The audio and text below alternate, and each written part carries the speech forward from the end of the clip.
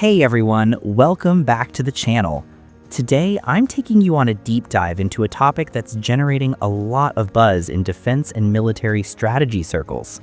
When we talk about defending island nations or countries with massive coastlines, the first image that usually comes to mind is a massive fleet of warships patrolling the open ocean, or maybe squadrons of fighter jets dominating the skies, right?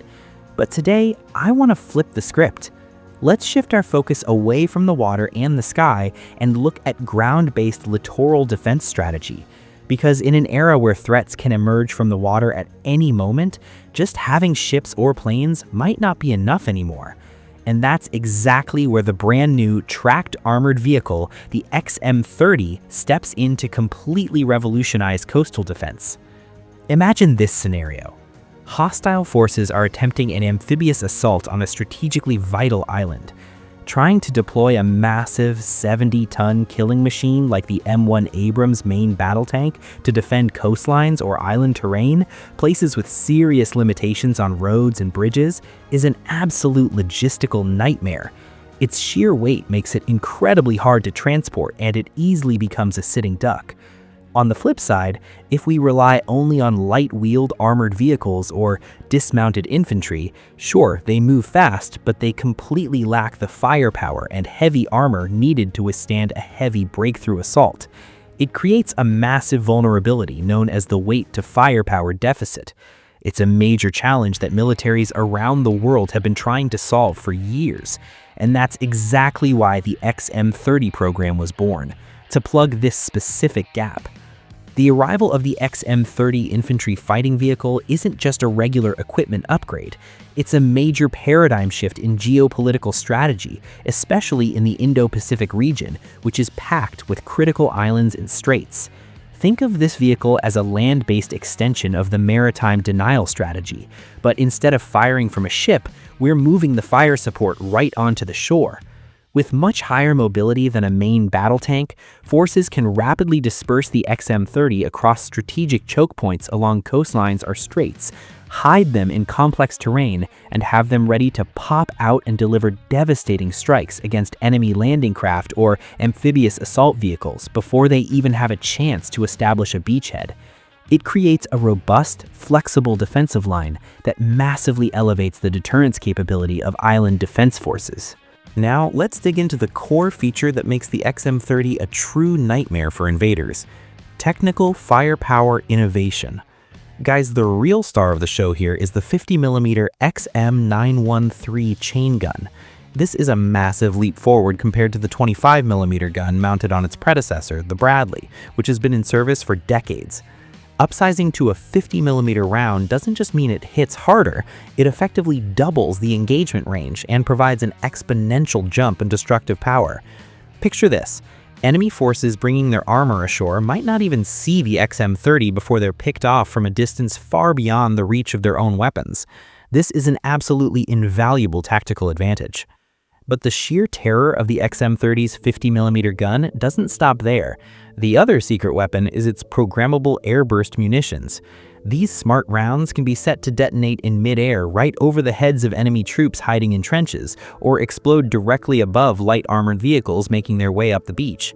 This wide-area devastation means a single XM30 can stop entire squads of enemy infantry in their tracks, or effortlessly swat down low-flying drones and attack helicopters. It's a direct solution to the geographical challenges of fragmented island chains.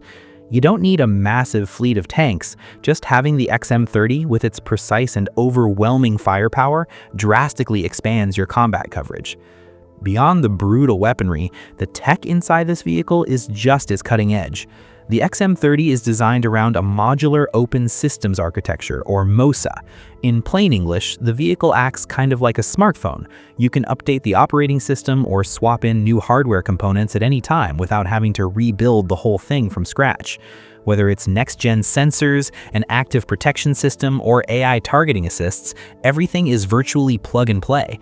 This is the key to ensuring this vehicle is completely future-proof, ready to counter new enemy technologies for decades to come. The XM30's propulsion system has also been brought into the modern era with a hybrid electric drive. Now, this isn't just about saving gas or reducing the logistical burden. The real tactical advantage here is stealth. Think about old-school heavy tanks. When you fire up the engine, you can hear it roaring from a mile away. But the XM30 can switch entirely to battery power for what's called silent watch. This allows the crew to power up all their sensors and radars to track the enemy, while the engine stays completely silent and emits zero thermal signature for the enemy to lock onto. It is a true predator, hiding in the shadows of the coastline. Plus, the vehicle is designed to be operated by a crew of just 2 people, relying heavily on automation to manage the systems, while still having enough room to carry a fully armed 6-man infantry squad, ready to deploy and secure the area the second they arrive. Now, let's look at the latest developments on this global-scale project. As of 2026, the XM30 program has entered the final, highly competitive stretch. While several defense giants initially threw their hats in the ring, we are now down to just 2 finalists, General Dynamics Land Systems, or GDLS, and American Rheinmetall. According to the schedule, both heavyweights are required to deliver their working prototypes to the US Army by the end of this year, 2026. You can bet the engineering teams at both companies are working around the clock right now to fine-tune their vehicles to absolute perfection. And as soon as those prototypes are handed over, the real fun begins. In the fall of 2026, the US Army's 1st Cavalry Division will be the first unit tasked with putting both prototypes through grueling, ultra-realistic field tests at the National Training Center, or NTC, right in the harsh desert environment. These won't just be joyrides. We're talking full-scale combat simulations, live fire exercises, armor durability tests, and pushing the network systems to the limit under electronic warfare jamming. They want to expose every weakness and evaluate the true capabilities before the US Army makes its historic final decision, choosing a single winner in the spring of 2027. As for the financial investment, it is massive, completely matching the scale of the project. The US Army has authorized a staggering $547 million in funding just for the development phase and the initial batch of 19 prototypes. To give you all a clearer picture, I've summarized the key specs and the project budget in the table below. Let's take a look at what this armored vehicle of the future brings to the table. Looking at that cable, you'll notice that just the budget for the research, development, and construction of only 19 prototypes is already sitting at $547 million. That averages out to nearly $29 million per vehicle. But this is just the beginning. If this vehicle passes the trials and enters full-scale production to replace the thousands of Bradleys currently in service, the total program cost could easily smash through the $100 billion mark. That number perfectly reflects the absolute commitment and seriousness of the US Army in restructuring its combat forces to prepare for modern threats, especially in potential conflict zones along coastlines or island regions.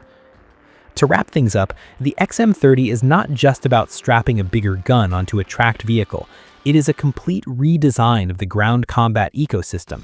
It directly answers the strategic challenges of island defense, requiring both the mobility to stay hidden and the decisive firepower to annihilate enemy forces attempting an amphibious landing. The introduction of this high-tech armor will change coastal warfare tactics forever, and any nation that can seamlessly integrate tracked mechanized tactics with their maritime defense will be the one holding the ultimate advantage in the battlefields of the future. What do you guys think about the XM30? Do you believe the 50mm gun is going to be enough to counter the next generation of enemy amphibious assault vehicles? Drop down into the comments and let's get a discussion going. If you enjoyed this deep dive into military strategy, don't forget to hit that like button, share the video, and subscribe to the channel to support what I do. That's all for today. I'll see you in the next video.